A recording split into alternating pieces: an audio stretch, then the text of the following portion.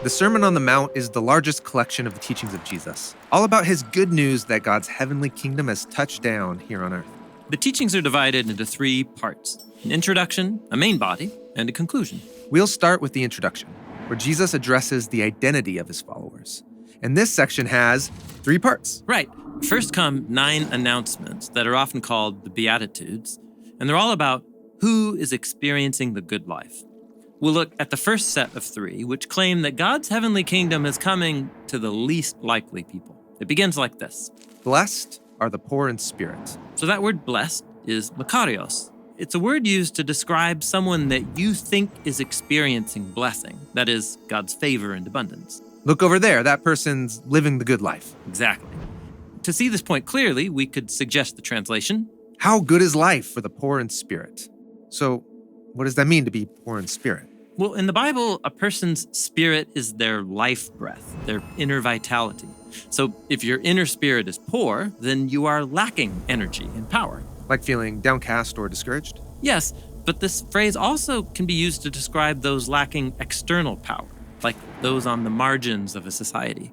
Now, being powerless doesn't seem like the good life. And that's the surprise that Jesus is going for here in this first line. And then the blessing that God has in store for them, that's in the second line. Because theirs is the kingdom of the skies. Okay, but what's the kingdom of the skies? Well, the kingdom of the skies is God's heavenly reality, where everything is done according to God's good will. And that's what Jesus is bringing here to the land for people to experience now. Jesus is going first to the poor and the powerless, inviting them into God's kingdom. And so this is the blessing. Instead of being last, Jesus offers God's kingdom to them first. Cool. The next one is, how good is life for those who grieve, because they will be comforted. People lacking power usually have to face a lot of hardship, loss, and grief. But Jesus announces that a time of comfort is coming. How good is life for the unimportant, because they will inherit the land. That word unimportant is the Greek word praus, which is often translated the meek. But this isn't just about being humble. This word also refers to people who have no influence in society, those who are looked down on and discarded. And Jesus says that they will inherit the land? Yes. He's quoting from Psalm 37, a poem about God's plan to elevate the poor and oppressed to inherit the land, while those who do evil lose everything. This recalls the beginning of the Bible story, where God gives the land to all humanity, to oversee it on God's behalf, not just some people, but everyone. So the first 3 announcements are about God's kingdom coming to the powerless, the grieving, and the unimportant.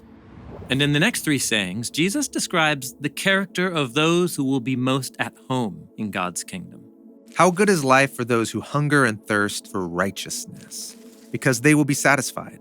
Righteousness, or in Greek, dikaiosune, means living in right relationship with God and others, treating people with fairness and justice. So it's helpful to render this word as right relationships. Now, if I'm hungry and thirsty for it, that means there's a desire there that hasn't been met. Right. So apparently the good life includes being unsatisfied with the disorder in our world and the broken relationships between people.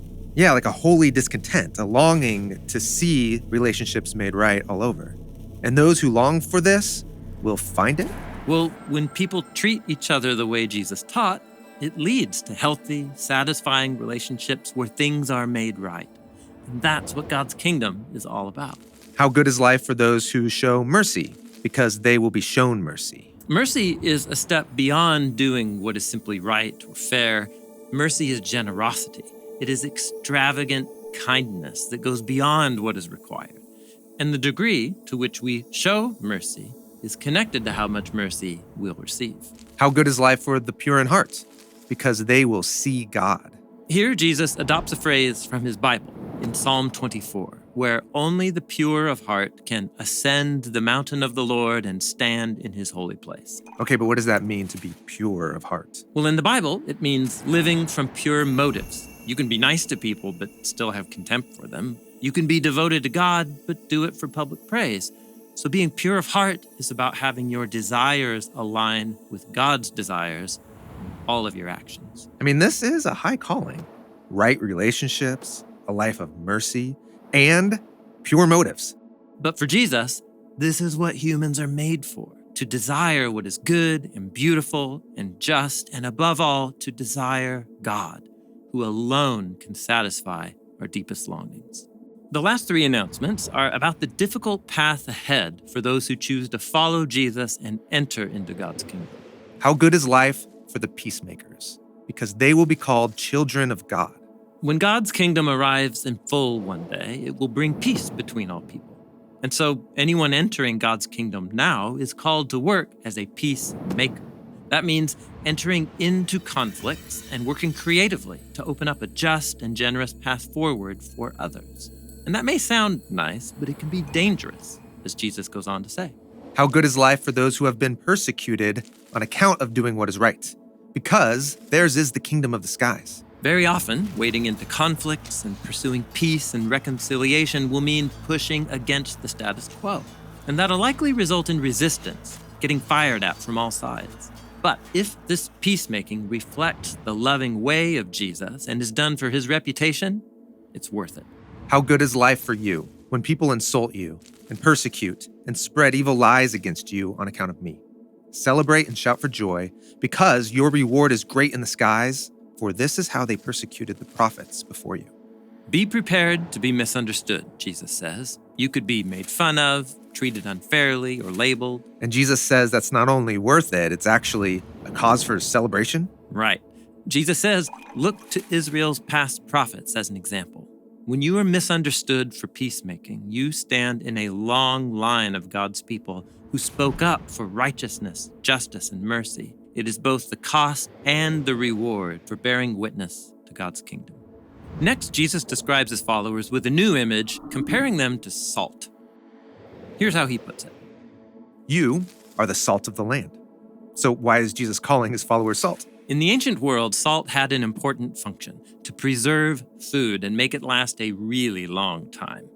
This is why, in the Hebrew Bible, salt is associated with God's long-lasting covenant promises to Israel. Right, so in that covenant, God chose Israel from among the nations to be his partners. He would bless them so that they could together spread life to the world around them. Right.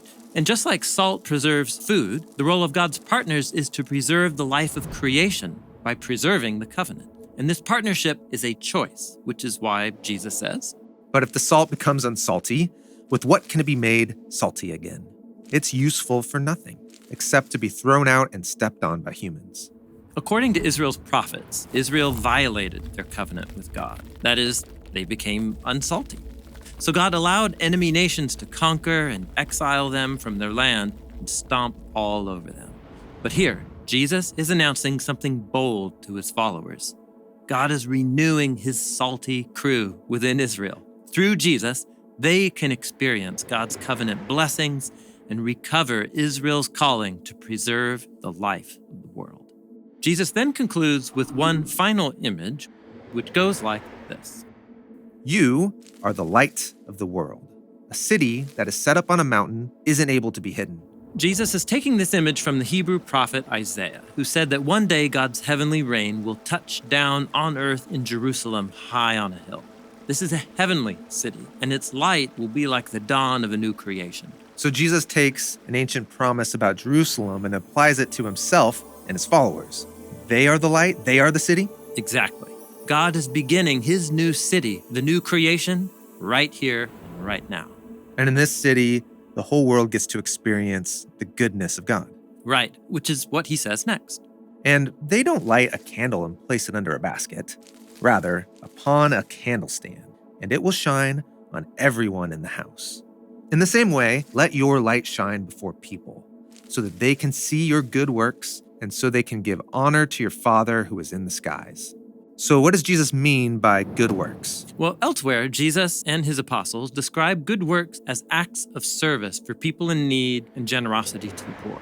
And this links back to the 9 announcements, where Jesus describes the character of those who are most at home in God's kingdom. They hunger for right relationships, and they work for peace in the world. And as they do so, they bring more and more of the light of God's kingdom from heaven down to earth. Our mission at Bible Project is to help people experience the Bible as a unified story that leads to Jesus. We're able to give away for free everything that we make because of generous people like you all around the world. You can see our entire video library, check out all of our resources, and join us at BibleProject.com.